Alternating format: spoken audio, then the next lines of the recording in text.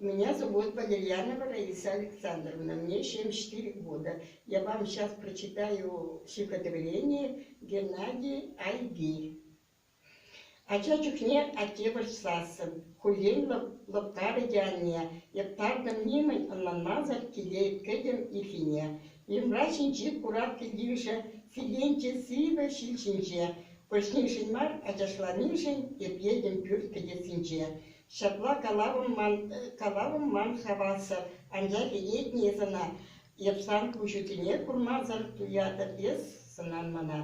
Итли пин е булдалана, анжа хама жел санамар, мана юратна май кушлана, е шинзине юратма. Е пур кама мескер калайып, кама менлети вишпеле, канаш парайып, айыплайып, үтишін зімбеле бірле.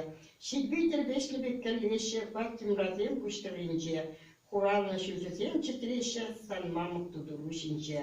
Калеп кәлет құра пилдеуші, Хушанча был епшилшинче, пошнишин мар, ачашланишин, жердейтен пүрт кедесінче.